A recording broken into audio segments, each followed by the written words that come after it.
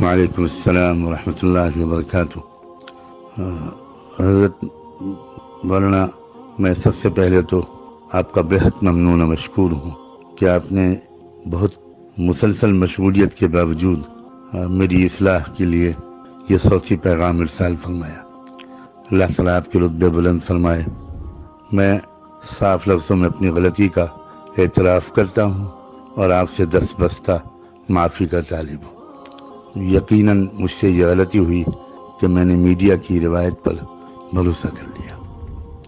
مجھے ایسا نہیں کرنا چاہیے تھا، اور عذر کے طور پر نہیں کہتا، بسبیل تذکرہ عرض کرتا ہوں کہ اگر ہمارے ملک کے اندر کی خبر ہوتی تو میرا عام معمول یہی ہے کہ میں پہلے اس کی تحقیق کرتا ہوں۔ وہاں تحقیق کا میرے پاس کوئی اور راستہ نہیں تھا، اور پھر بھی مجھے یہ نہیں کرنا چاہیے تھا جو میں نے کیا۔ میں اپنی معذرت کے لیے کوئی بہانہ، کوئی جواز، اپنے غلط کام کے لیے، اپنی غلطی کے لیے کوئی بہانہ، کوئی جواز تلاش نہیں کر رہا ہوں۔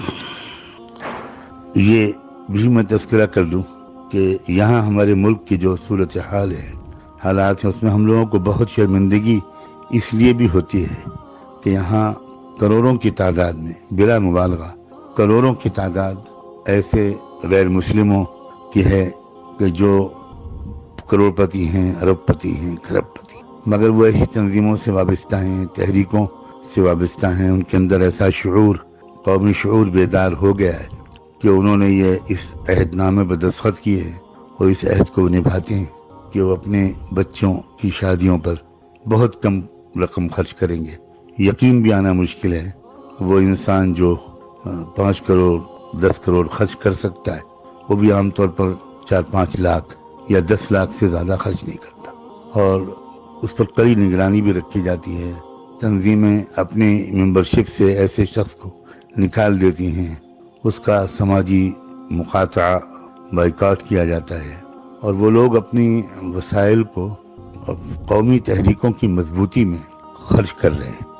میں براہ راست واقف ہوں ان تحریکوں سے، ان میں لگے ہوئے لوگوں سے، بعض وقت ان کے قائدین سے میرا ملنا جلنا ہوتا ہے، اور دعوتی مقاصد سے اور ملک کی فضا کو زیادہ بگڑنے سے بچانے وغیرہ کے مقاصد سے میں ان سے کبھی کبھی ملتا ہوں۔ تو یہ باتیں مجھے اندر سے معلوم ہوتی ہیں کہ اس قوم کے اندر، بہت بڑے بڑے سرمایہ داروں کے اندر یہ شعور بیدار ہو گیا ہے کہ ہمیں ان رقموں کو اپنی قوم کی مضبوطی میں استعمال کرنا ہے، اور یہی وجہ ہے کہ وہ کہاں سے کہاں پہنچ گئے۔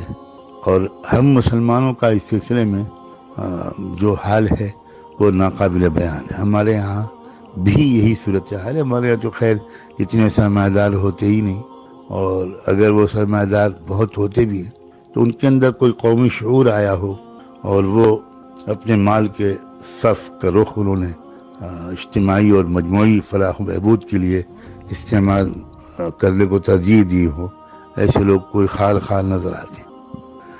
اب میرا چونکہ رابطہ رہتا ہے، تو جب وہ خبر آئی تو مجھ پر یلغار ہوئی، اور دونوں طرف سے ہوئی، مسلمانوں کی طرف سے بھی ہوئی، اور اس کی ایک وجہ یہ بھی ہے کہ میں شاید اب تک تقریباً چند سو نہیں بلکہ چند ہزار لوگوں کو اپنی اصلاح کے لیے آپ کے بیانات کے سننے کی طرف باصرار متوجہ کر چکا۔ اکثر میں لوگوں کو متوجہ کرتا ہوں کہ وہ آپ کے بیانات کو پابندی سے سنیں، انشاءاللہ ان کی زندگی میں تبدیلی آئے گی۔ ایسے بہت سے مسلمانوں نے بھی مجھے فون کیا، احتجاج کیا، اپنی حیرت و استعجاب کا اظہار کیا، اور بہت سے غیر مسلموں نے بھی مجھے فون کیا اور اپنے تعجب کا اور ناپسندیدگی کا اظہار کیا۔ تو بس وہ فوری طور پر ایک تاثر تھا، اور میں نے وہ گفتگو نشر کر دی، لیکن اب میں بڑی حد تک شرمندگی محسوس کر رہا ہوں، اور آپ کی طبیعت میں تقدر آئے یا آپ کے بارے میں کوئی بات کہوں میں، تو یہ تو مجھے بہت ہی زیادہ بہت دکھ ہو رہا ہے محسوس کر کے کہ میں کیسے اس کی تلافی کروں۔ بہرحال فی الحال تو میں آپ سے معافی کا طالب ہوں، اور آپ کی دعاؤں کا، محبتوں کا محتاج ہوں۔ بلا شبہ رائے الگ الگ ہوتی ہے، ذوق الگ الگ ہوتا ہے، اور ہر رائے کی اور ذوق کی بڑی حد تک گنجائش بھی ہوتی ہے۔ ہم نے اپنے یہاں یہ بھی دیکھا کہ ہمارے جو اکابر ایسی تقریبات میں شرکت نہیں کرتے تھے تو اس سے بھی اصلاح ہوتی تھی۔ ایسے بھی واقعی نمونے میرے سامنے ہیں کہ ان گھرانوں پر اس کا اثر پڑا کہ بھئی اب ہمیں روش بدلنی چاہیے۔ تو مقصود تو اصلاح ہے، آپ کا مقصد جو آپ کا طریقہ کار ہے اس سے بھی اصلاحی مقصود ہے، اور جو حضرات دوسرا راستہ اختیار کرتے ہیں ان کا مقصد بھی اصلاحی ہے، اور آپ نے تو خود بھی فرمایا ہے کہ یہ تو اختلافی رائے ہے۔ بہرحال میں بہت شرمندہ ہوں، مجھے افسوس ہے، لیکن جس پس منظر میں یہاں کے جن حالات سے میں اچانک مجھے اندر ایک داعیہ پیدا ہوا وہ میں نے آپ سے عرض کر دیا۔ اللہ کرے کہ آپ کا دل بھی صاف ہو گیا ہو۔ میں آپ کی دعاؤں کا بہت محتاج ہوں۔ جزاکم اللہ وبارک فیکم ونفعنا بما آتاکم، والسلام علیکم ورحمۃ اللہ۔